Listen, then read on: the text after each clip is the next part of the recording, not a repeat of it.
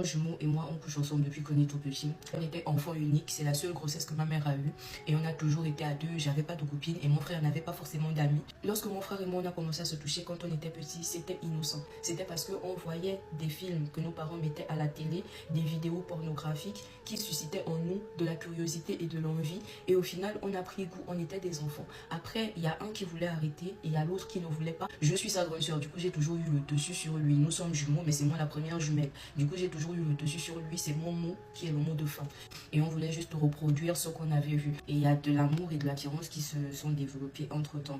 Jusqu'au moment où on a eu notre premier rapport sexuel. En grandissant, aucun de nous n'a trouvé de problème à ce qu'on faisait. Arrivé à l'âge de conscience, on s'est rendu compte qu'on était attiré par d'autres personnes et c'était ok. On a continué à vivre nos vies, chacun de son côté. Mais quand on se retrouvait toujours à deux, on faisait toujours des trucs. On a eu le baccalauréat et nos parents nous ont envoyés à l'étranger. Quand nous sommes arrivés à l'étranger, ça s'est accentué. Mon frère, on dirait qu'il avait une obsession pour moi. Moi, j'étais déjà passée à autre chose, c'est-à-dire qu'on se réchauffait les nuits. Par contre, j'avais un petit copain à l'école, je voyais d'autres personnes, je vivais ma vie. Mais mon frère ne me tolérait pas ça. Jusqu'au jour où je rencontre un homme bien, qui était bien placé, qui avait de l'argent, qui était prêt à m'épouser. Et cet homme-là va demander ma main à mes parents au pays pendant les vacances.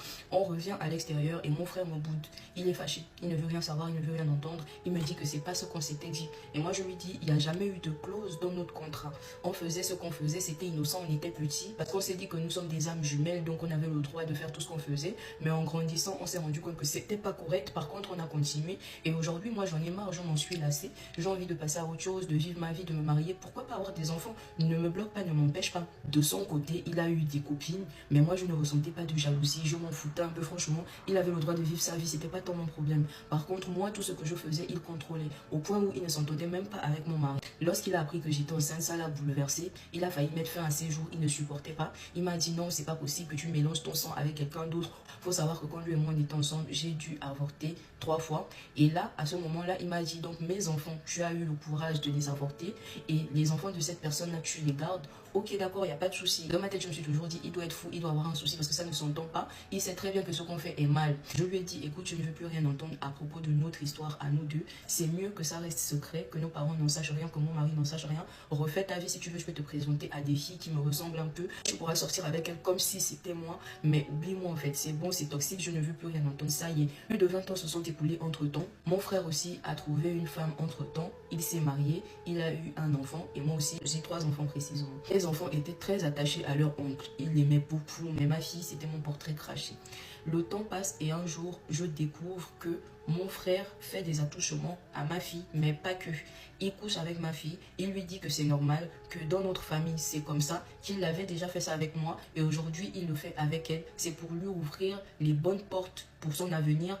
Il a expliqué à ma fille que c'était un rituel qu'on faisait dans notre famille pour ouvrir les bonnes portes aux filles et aux garçons. Ça doit commencer dans la famille. Ensuite, d'autres personnes peuvent coucher avec vous. C'est déjà bon, c'est déjà clair. La personne qui doit ouvrir la porte, c'est forcément quelqu'un qui a le même sang que toi. Et comme moi, je n'ai eu que des filles, et lui, il a eu une fille aussi. Donc, il a expliqué à ma fille, au lieu de se faire ça entre cousins, moi, je suis ton oncle, je suis toujours ton sang. Donc, ça passe. Il a fallu que je creuse pour que je puisse découvrir tout ça. Et quand j'en ai parlé à mon frère, il m'a fait comprendre qu'il s'en foutait complètement de tout ce que lui et moi, chacun de son côté, a construit depuis toutes ces années. Qu'il est prêt à tout révéler à notre famille, à mon mari, à sa femme.